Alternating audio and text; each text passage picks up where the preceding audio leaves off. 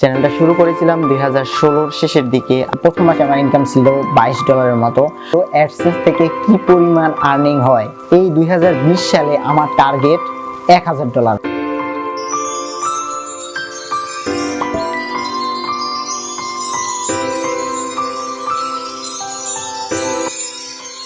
কেমন আছেন সবাই? আমি বাঁধন ফ্রম myzonepro ইউটিউব চ্যানেলটা শুরু করেছিলাম 2016 শেষের দিকে, আর এখন হচ্ছে 2020। তো সেই থেকে এই পর্যন্ত আসতে আমার অনেকটা পরিশ্রম করতে হয়েছে। যদিও আমার সাবস্ক্রাইবার খুবই কম, তারপরেও এই পর্যন্ত আসার পেছনে আমি আমার দুটো চ্যানেল হারিয়েছি।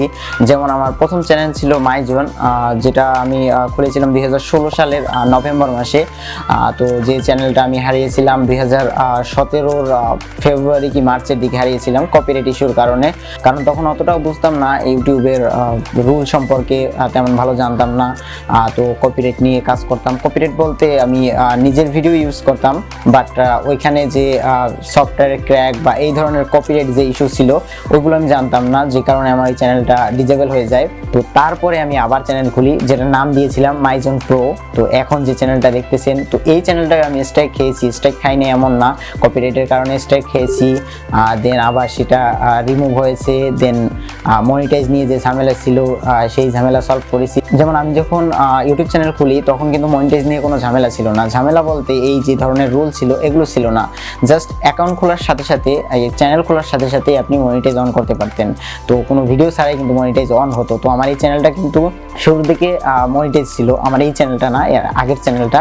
তো তারপরে 2017 সালে ইউটিউব আপডেট করার ফলে তখন যে রুল করে সেই রুল অনুযায়ী আমার চ্যানেল মনিটাইজার হয় না। তারপরে আমার টার্গেট ছিল যে আমি রেগুলার ভিডিও আপলোড দিব, এক সময় আমার সাবস্ক্রাইব হবে, আমার ভিউ হবে, দেন মনিটাইজ হবে এবং ওখান থেকে আমি আর্নও করতে পারবো। তো সেই হিসাব করে আমার ভিডিও আপলোড করা, আমি প্রতিদিন ভিডিও আপলোড করতাম। প্রতিদিন বলতে আমি সপ্তাহে 4টা থেকে 5টা ভিডিও আপলোড করতাম।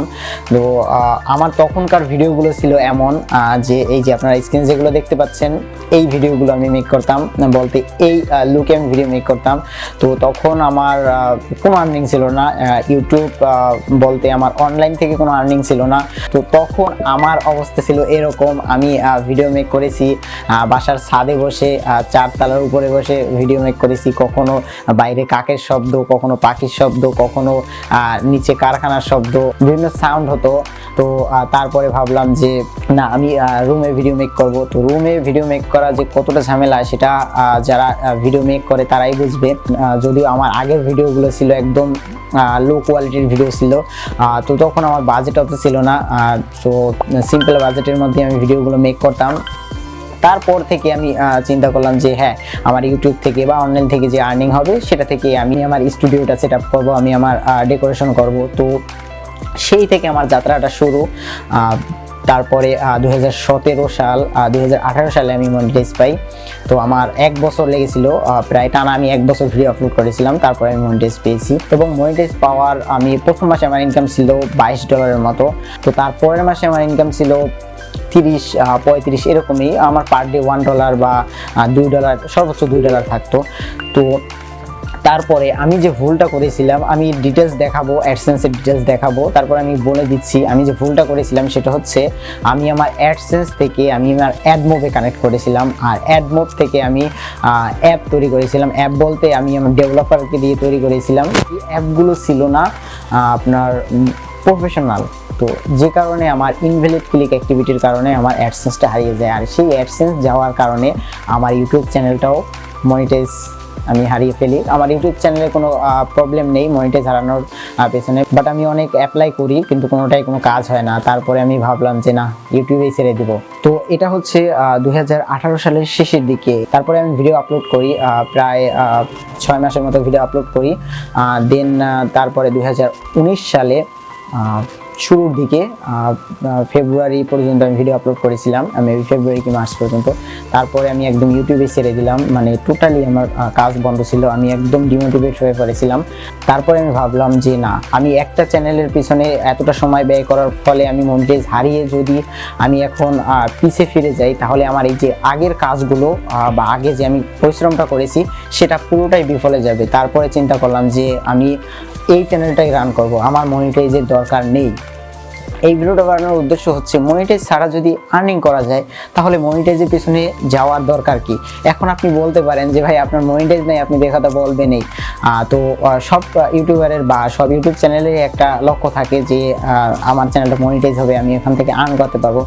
কিন্তু একটা সত্যি কথা কি, যাদের চ্যানেল মনিটাইজ এবং যারা ইনকাম করে অ্যাডসেন্স থেকে, মানে ইউটিউব চ্যানেলের অ্যাডসেন্স থেকে, তো তারাই বুঝবে শুধুমাত্র অ্যাডসেন্স থেকে কি পরিমাণ আর্নিং হয়।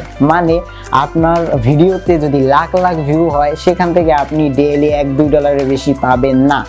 তাহলে আপনার কি হলো, আপনি একটা যদি ফিল্মে কাজ করেন, ফিল্ম বলতে আপনি শর্ট ফিল্ম মেক করেন, তো এগুলোর পিছনে কিন্তু হিউজ পরিমাণে টাকা খরচ হবে। তো সেক্ষেত্রে কিন্তু আপনার সেখান থেকে ভিউ এবং সেখান থেকে অ্যাডসেন্স থেকে টাকা নিতে গেলে তা আপনার প্রচুর লস হবে, এটা সত্যি কথা। এখন বলতে পারেন যে ভাই তাহলে কি মানুষ কাজ করবে না ইউটিউবে? হ্যাঁ, অবশ্যই কাজ করবে, তারা কিন্তু স্পন্সর নেয়। আপনি যত ভিডিও দেখবেন 90% ভিডিওই কিন্তু স্পন্সরের থাকে।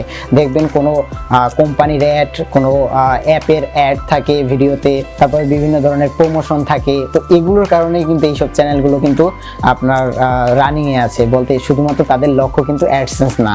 এখন আমার চ্যানেলে মনিটাইজ নেই, তার মানে কি আমি কি কখনো ইনকাম করতে পারবো না? এই যে দেখুন আমি ইনকাম করতেছি, কিন্তু আমার ইনকামের সোর্সটা হচ্ছে ফ্রিল্যান্সিং। তো ফ্রিল্যান্সিং এর বিষয়বস্তু নিয়ে আমি বলেছিলাম যে আমি যখন ভিডিও দেওয়া শুরু করি, রিসেন্টলি এই 15 দিন আগে আমি যে ভিডিওটা দিয়েছিলাম, তখন আমি বলেছিলাম যে আমি ইনকাম রিলেটেড ভিডিও আপলোড দিব এবং আপনাদেরকে দেখাবো যে ফ্রিল্যান্সিং এর যে আমি যে কাজগুলো করি, তো সেগুলো এখন 2020-তে আমার কাজগুলো কি হবে। যদিও 2016 সালে আমার অনলাইন যাত্রা শুরু হয়, আর অনলাইনে ঢোকার সাথে সাথেই আমি ইউটিউবে চ্যানেল খুলি। তো সেই থেকে এই পর্যন্ত যে পিছনে যে কষ্ট পরিশ্রম যেগুলো ফেলে এসেছি, সবগুলো আমি ফেলেই এসেছি, ওগুলোকে আমি আর মনে করতে চাই না। তো 2020টাকে আমি চাচ্ছি আমার মতো করে সাজাতে, এবং এই 2020 সালে আমার টার্গেট $1000, মাত্র $1000। আপনারা শুনে অবাক হবেন যে মাত্র $1000 আপনি ইনকাম করবেন, এটা হচ্ছে আমার টার্গেট। আমাকে যে কোনোভাবে 2020 সালে $1000 ইনকাম করতে হবে। এটা কিন্তু খুবই কম টাকা এক বছরে। আপনাদের কাছে বেশি টাকা মনে হতে পারে, কিন্তু আমার কাছে খুবই কম টাকা, কারণ $1000 খুবই কম। এটা আমি কেন জোর দিয়ে বলতেছি, কারণ ফ্রিল্যান্সিংয়ে আপনি যদি কেরিয়ার গড়তে চান, তাহলে আপনি ওখান থেকে $1000 এক মাসে ইনকাম করতে পারবেন, তার বেশিও পারবেন, এর গ্যারান্টি আমি দিতেছি। আর আমার যে এই যে সেটআপটা দেখতেছেন, আমার পিছনে যে সেটআপটা দেখতেছেন, তো এই সেটআপটা করতে আমার এই পর্যন্ত খরচ হয়েছে, যদি আমি বাজেটের কথাই ধরি, আমার পিসি বিল্ড করতে খরচ হয়েছে ৬৭,০০০ টাকা। আমার তারপরে এই যে ক্যামেরা বলেন, তারপরে মাইক্রোফোন, তারপরে টেবিল, ডেকোরেশন, এগুলোতে আমার প্রায় হিসাব করেছি আমি প্রায় ১ লাখ টাকার মতো খরচ হয়েছে।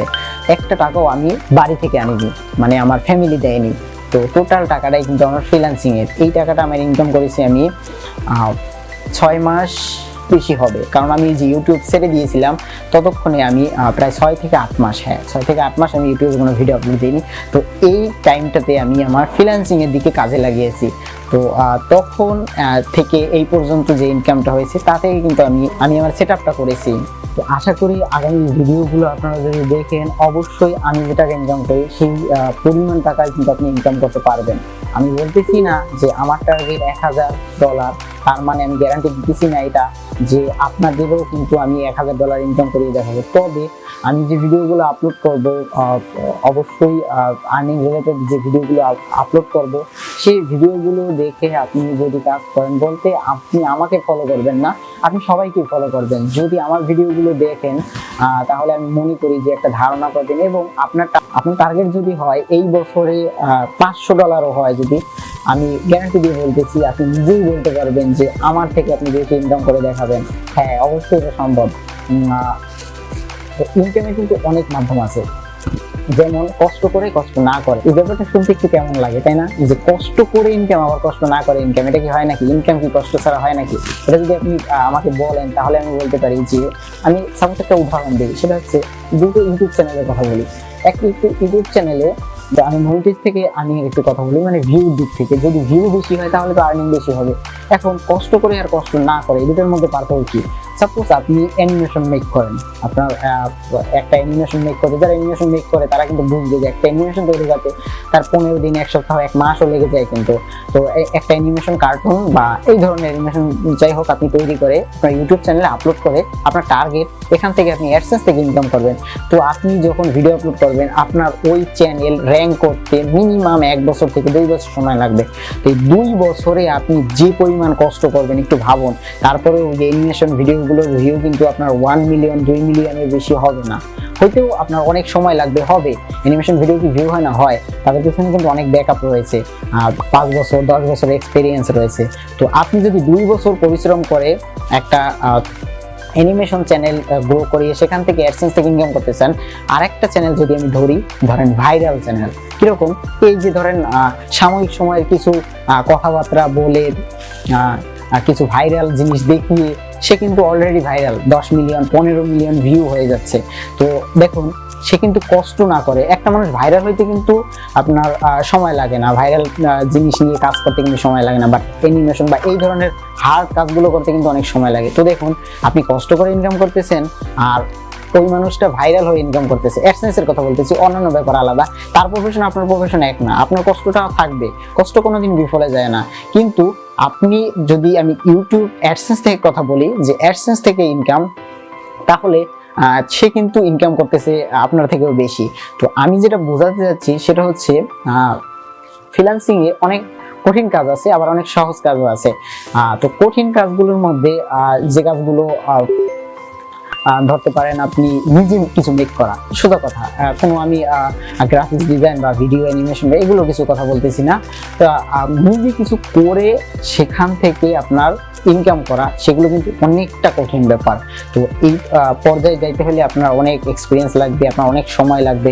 বাট কিছু কিছু কাজ দেখবেন যে ফ্রিতে বলতে আপনার মানুষ করছে, সেগুলো আপনি সেল করে ইনকাম করতে পারবেন, এরকম কিন্তু অনেক কাজ আছে। তো সেই কাজ নিয়ে কিন্তু আমি এগোচ্ছি বলতে আমি অ্যানিমেশন, তারপরে হচ্ছে আপনার লোগো ইন্ট্রো, তারপরে ইন্ট্রো অ্যানিমেশন, ভিডিও এডিটিং, তো এগুলো কিন্তু টেমপ্লেট পাওয়া যায়। আপনি জেনে অবাক হবেন যে এগুলো টেমপ্লেট পাওয়া যায় বলতে ফ্রি না, পেইড টেমপ্লেট, যেগুলো প্রচুর ডলার খরচ করে আপনাকে কিনতে হবে। তো সেগুলো কিন্তু করা থাকে, জাস্ট ওইগুলোকে আপনার কাস্টমাইজ করা কিন্তু আজকাল ক্লাস 6-7 এর বাচ্চাকে যদি শেখানো হয়, শেখানো বলতে একদিনের ভেতরেই তাকে যদি ট্রেনিং দেওয়া হয়, একদিনের ভেতরেই কিন্তু সে শিখতে পারবে। সেই ধরনের কাজ করে যদি আপনি ইজিলি ঘরে বসে ইনকাম করতে পারেন, তাহলে তার থেকে আর সহজ কাজ আমি মনে করি না কিছু। আর এটা থেকে কিন্তু হিউজ পরিমাণ অ্যামাউন্ট জেনারেট করা যায়। তো যার উদাহরণ আমি নিজে, আমি ভেবেছিলাম যে ডিসেম্বর মাসে আমি কোনো আর্নিং হবে না, আমার এটাই ভেবেছিলাম। আমার যেহেতু নিউ অ্যাকাউন্ট, তো আমি একটু শেয়ার করি, যদিও পার্সোনাল ব্যাপার, অনেকেই শেয়ার করবে না। তো মানে আর্নিং রিলেটেড কাজ পাওয়া বা কত টাকা ইনকাম, এগুলো কিন্তু অনেকেই শেয়ার করবে না, ম্যাক্সিমাম মানুষই কিন্তু শেয়ার করবে না। তো আমি শেয়ার করতেছি, আমি আপনাদেরকে বলার জন্য, জিনিসটা বোঝানোর জন্য বলতেছি। সেটা হচ্ছে, আমি ভেবেছিলাম যে ডিসেম্বর মাসে আমার কোনো ইনকাম হবে। ডিসেম্বর মাস যেহেতু একটা ছুটি, শীতকালীন ছুটি থাকে, সব কান্ট্রিতেই থাকে কম বেশি, তো ভেবেছিলাম যে এই মাসটা আমার মনে হয় কোনো ইনকামই হবে না। তো তারপরে আমি ভাবলাম যে না, আমি ট্রেন্ডিং বা সমসাময়িক রিলেটেড কিছু একটা কাজ নিয়ে পোস্ট করি। তো আমি দেখলাম যে আমার সামনে হচ্ছে 25 তারিখে ক্রিসমাস আছে, তো ক্রিসমাস নিয়ে কিছু একটা করি। হ্যাঁ, যেই কথা সেই কাজ, আমি ক্রিসমাস নিয়ে একটা পোস্ট করলাম, মানে গিগ তৈরি করলাম ফাইবারে। তো সেইটা আমার 1 সপ্তাহের ভিতরে সেল হয়েছিল 4বার আমি সেল করেছিলাম। তো ওখান থেকে আমি বোনাসও পেয়েছিলাম। তো টোটাল আমার ইনকাম ছিল 3 দিন আমি কাজ করেছিলাম। তো 3 দিনে আমার ইনকাম ছিল $40 মতো।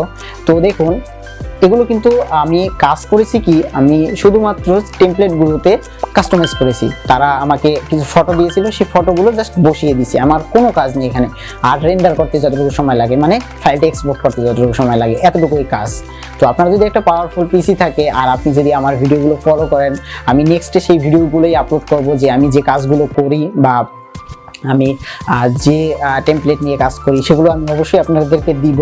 এগুলো বলতেছি এই কারণেই যে অনেকে আছে অনেক পরিশ্রম করে ইনকাম করে, আবার অনেকে আছে পরিশ্রম ছাড়া ইনকাম করে, মানে কাজ প্রফেশনালি। কিন্তু কিছু আছে না, যে আমি একটা কাজ তৈরি করলাম, সাপোজ আমি একটা অ্যাপ তৈরি করলাম, তো সেই অ্যাপটা আমি কিন্তু সেল করে অনেক টাকা ইনকাম করতে পারবো। অ্যাপ্লিকেশন বলতে পারেন, যে কোনো ধরনের সফটওয়্যার।